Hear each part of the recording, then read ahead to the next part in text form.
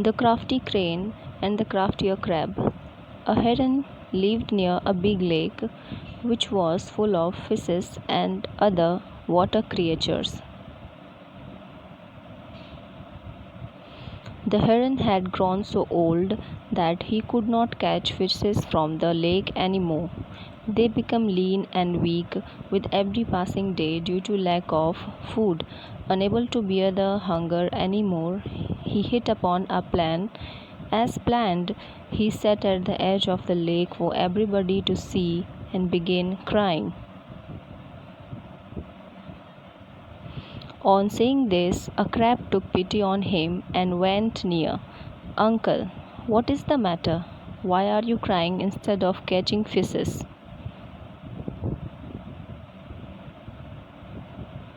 Continuing to pretend, the heron replied, "My child, I would not touch any fish any more. I have decided to renounce all worldly matters and vowed to undertake a fast unto death." The crab asked, "If you have indeed renounced worldly matters, why is it that you cry?" The heron explained, "My child, I have been in this lake from my birth. I have grown here, and now that I have grown so old, it is now that I hear that this lake will dry up, as there will be no rains for the next 12 years. The crab was surprised to hear this. "Uncle, please tell me if it is true. Please tell me where you have heard such a thing." The heron replied, "I have heard the news from a wise astrologer that there will be no rains for the next 12 years. You see, there is already not much water in the lake, and very soon, due to lack of rains, the lake will dry up completely very soon."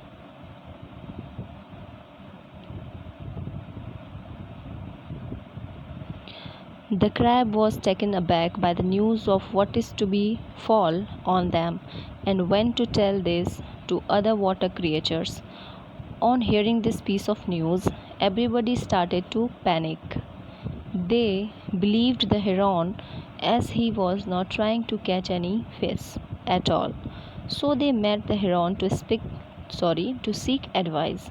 "Please guide us to save us from this disaster." The heron said, "There is indeed a lake not far from here. It is full of water and beautifully covered with lotus flower. There is so much water in the lake that it would not dry even if it did not rain for 24 years. I can take you I can take you there. I can take you there if you can ride on my back." He had already gained their confidence, so they gathered around him and requested to carry them one at a time to the other lake and save them.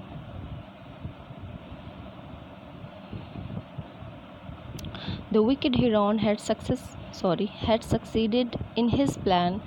Every day he would carry one of them on his back, pretending to take them to the other lake.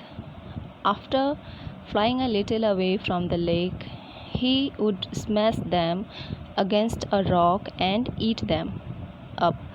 He would then return after some time to relate false messages how they are happy in the other lake. You can see actually what heron is doing.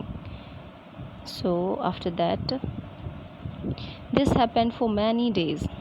When the crab said to the heron, "Uncle, you take other to the lake, but it is me who is your first friend.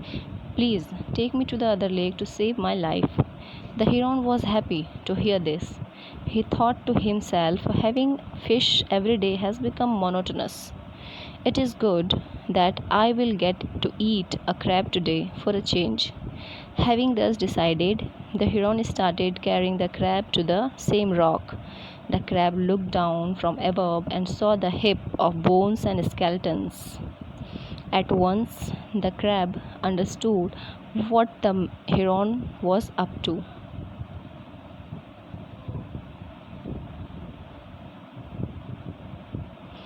He remained calm and said to the heron, "Uncle, the lake seems far and I am quite heavy.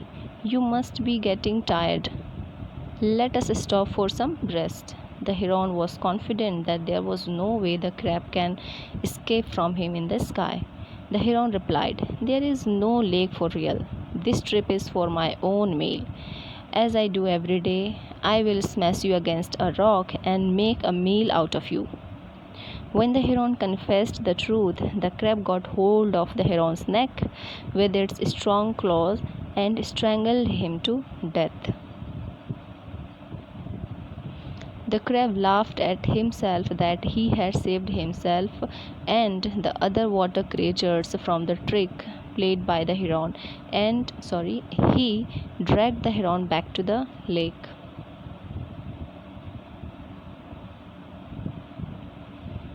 The other water creatures in the lake were surprised to see him back. They became curious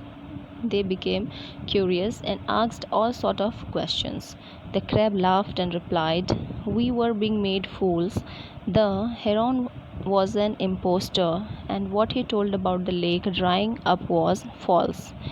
He was taking one of us every day for his meal in a rock that not far away from here."